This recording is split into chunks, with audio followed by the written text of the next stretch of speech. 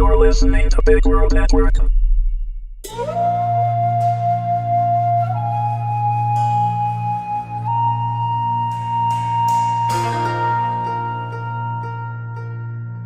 The Second Crusade, Episode 1, written by Daniel Mitchell, read by Amanda Mavison. As the rain began to fall lightly from the dreary, overcast sky, the tall, broad-shouldered squire stepped out into the sparring ring. 19 years of age, and standing a full 3 heads above his peers, Roland turned and flexed to the boys behind him, grinning and nodding as they made japes about how easily his pending victory would be. Clad in a chain shirt over a leather jerkin, he donned a wooden shield, grabbed his training sword, and moved to the center. He stared down his opponent, who had dark brown eyes and shoulder-length raven-black hair. Roland chuckled with a predatory glare, noticing that the other boy hadn't brought his shield with him, but was gripping a wooden training sword confidently. The boy was of an average height, but Roland had seen him in the training yard before. This one was in peak physical condition, always running, often with sacks of flour slung over his shoulders. "What, is your left arm crippled or something?" As Roland spoke, he turned, smiling boastfully to his friends back at the fence, all of whom hooted and hollered their approval. But when he turned back around, the boy continued to stare at him with the same hungry look in his eyes, continuing to stare even as the weapon master approached to explain the rules of the match. "First rule, no biting. Second rule, no shots to the groin. Third rule—" But as the weapon master spoke, the boy simply continued to stare, his eyes boring into Roland, and for the first time that he could remember, Roland felt his confidence leaving him.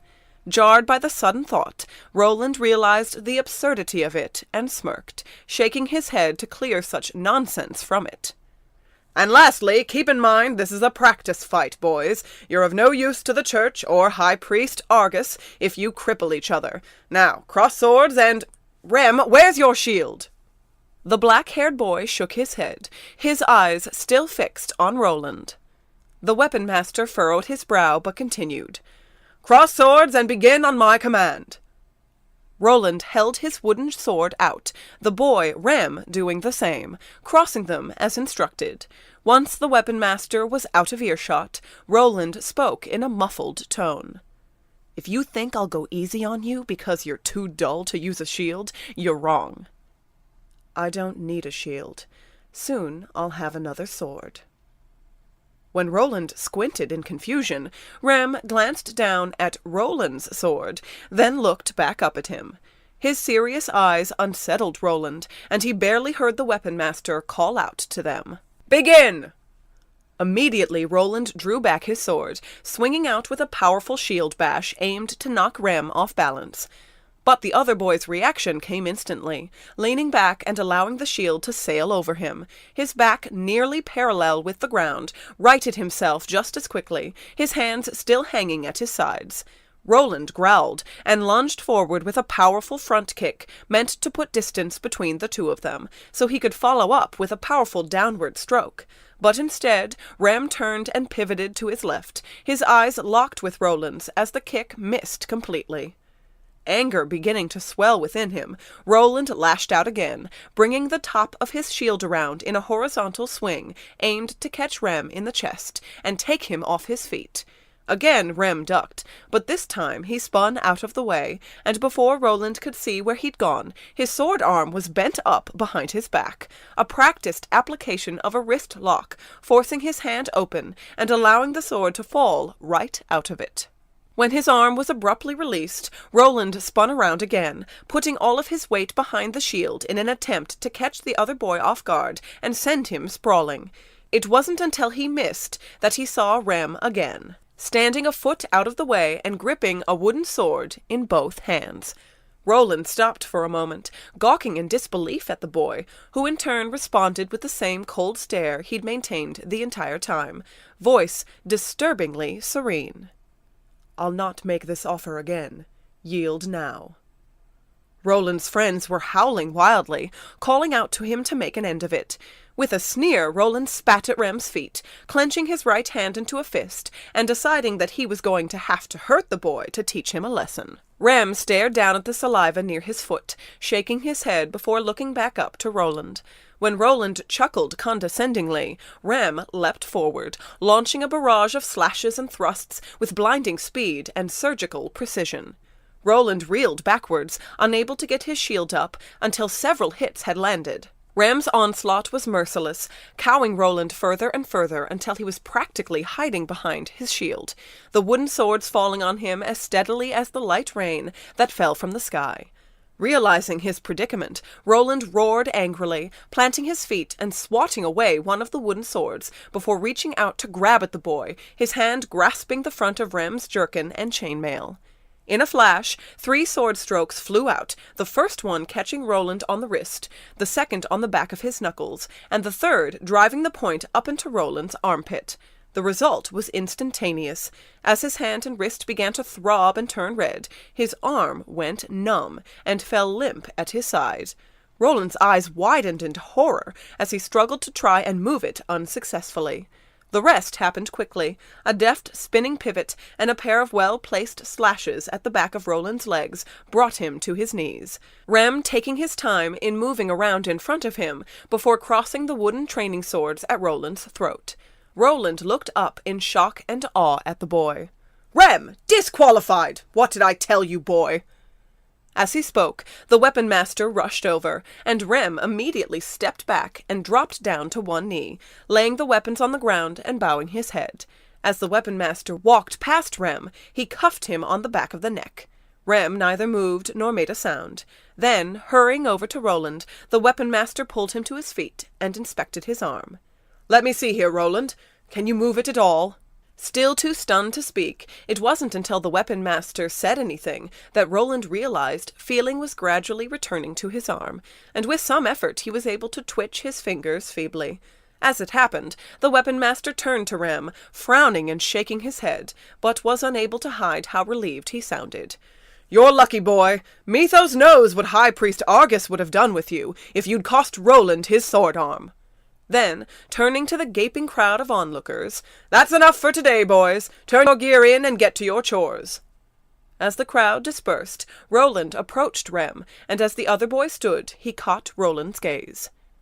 "How did you do that?" Roland asked, undoing the buckles of his wooden shield. For a moment, Rem said nothing, until finally a faint grin formed on his lips. "Maybe I'll show you sometime." Roland continued to stare for several long seconds, until finally he began to laugh, slowly at first, but increasing in volume and intensity, reaching out and putting his arm around Rem's neck, and walking toward the quartermasters with him. "I'm going to hold you to that. From now on, you're sitting with us in the mess hall." "His prowess in the sparring ring is unmistakable, but the boy is out of control. Did you see how aggressive he was with Roland this afternoon?" Arch-cleric Brogum said, his eyebrows furrowed in concern. High Priest Argus, once a fiery red-haired man with a robust constitution and an imposing build, sat slumped in his chair, the sagging frame of a tired old man, vaguely reflecting the once proud and mighty battle-cleric that led the Crusades to conquer the demon-conjuring wildlings. His faded hair, now interspersed with strands of white, had thinned considerably on top, though his beard remained as long and full as ever. Argus yawned, repositioning himself in his chair, and glancing over to the robed arch-cleric to his right, speaking in a voice that had gone hoarse with age. "Vogith, you've remained silent thus far. Tell us, what do you make of all this?" Middle-aged but young by arch-cleric standards, Vogith sighed heavily, meeting Brogum's gaze as he answered. "Rem Drakmar must be anointed." Brogum scoffed, shaking his head and answering Vogith in a rebuking tone. "We must do no such thing, or perhaps you've forgotten that he almost crippled one of our most promising squires." Vogith shook his head sternly. "Roland is skilled indeed, but he lacks Rem's ability to control a battlefield. Rem knew exactly what he was doing when he put the point of that wooden sword to use under Roland's arm. The boy recovered full range of motion within moments, did he not?" Yes, but the fact still remains. The boy has been unstable ever since his father passed away. As Brogum spoke, everyone in the room winced. The death of Sir Berenger, the Herald of Mercy, had been a tragic loss, and many who knew him personally still grieved for him, including each of the arch-clerics in the room. Nonetheless, Brogum remained resolute, but Voguth spoke with increasing persistence. All the more reason to allow the Drakmar line to continue. The boy still grieves for his father, as do we all. That's no reason to cut off a line of successive church knights that goes back more generations than any other surname in active service. When Brogum opened his mouth, but found himself unable to speak, High Priest Argus smiled, looking to Voguth. Well then, it seems all that's left is to come up with a title befitting our wrathful young squire, one that the church's enemies might hear and grow wrought with fear, as if he were a tempest on the horizon. Voguth chuckled, placing a gentle hand on the elderly arch-cleric's shoulder. High Priest, I believe you've just named him already. And do you swear, before Mithos the All-Father, to uphold the tenets of our faith, defending the Church from her enemies, and vanquishing evil from the realm of men, so that good may flourish? I swear it on my life, the two said in unison, clad in full suits of plate mail. Roland, on the left, wore his long sword belted at his waist, his unadorned kite-shield strapped to his left arm. Rem, on the right, wore the Drakmar family armor, an adamantine suit of full plate with enameled black leather laid over the breastplate, the surface made smooth from meticulous buffing.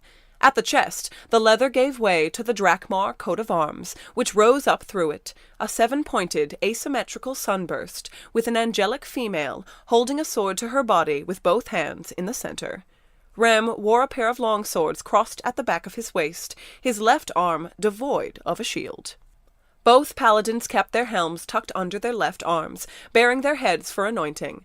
Their devotion spoken, High Priest Argus reached over and grasped a vial of holy water, approaching Rem first. Pulling out the glass stopper, he tilted the bottle and gently sprinkled some of the holy water on Rem's head, mouthing the words to a silent prayer and closing his eyes. He then did the same for Roland. The gathered congregation of clerics and paladins, as well as a few commoners from the city, watched the ceremony in a reverent silence. When it was done, Argus returned to Rem, handing the bottle off to an attending cleric, who returned the stopper and took it away. Putting his hand on Rem's head, Argus spoke, and, as he did, Rem stood. Rise, Rem Drakmar, as Sir Roningus the Wrathful Tempest, that your oath-brothers may cloak you. Rem stood, and a black-caped paladin approached, draping a dark brown cape over his shoulders and fastening it to his pauldrons. Argus approached Roland next. Rise, Roland Ubarian, as Sir Ionis the Righteous Shield, that your oath-brothers may cloak you. As Roland rose, another black-caped paladin came up to drape a brown cape over his shoulders, and when it was done, the two turned to face Argus. The high priest smiled proudly at both of them. Go forth, in the name of Mithos. Your oath-brothers will want to congratulate you. That said, the entire congregation burst into applause, Ionis and Roningus turning in unison and marching behind the black-caped paladins that had cloaked them to join the ranks of their oath-brothers.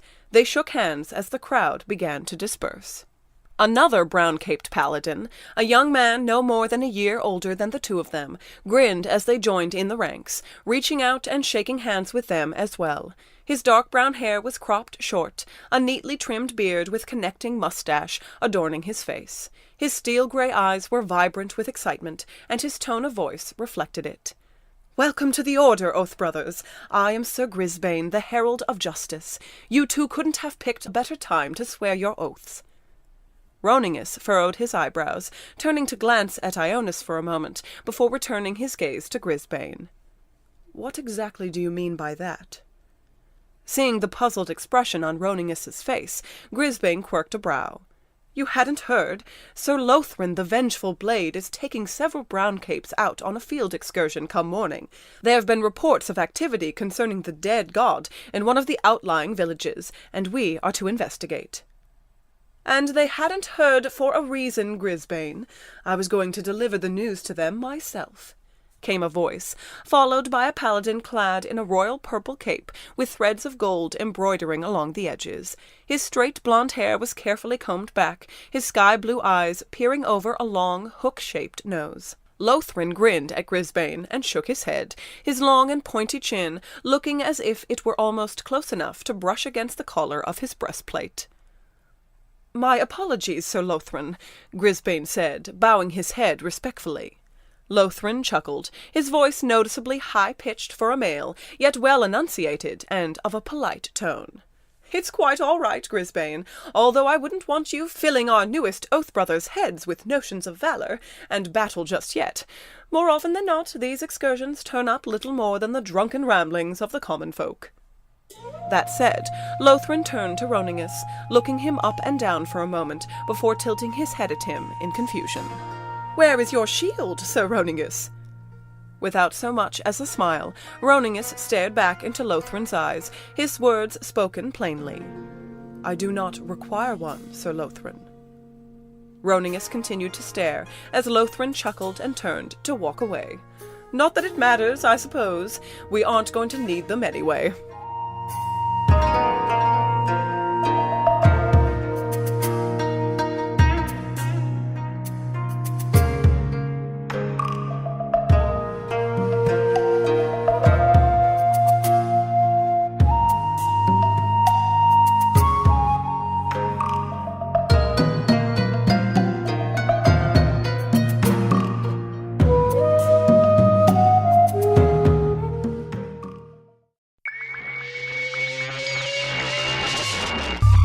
You're listening to Big World Network.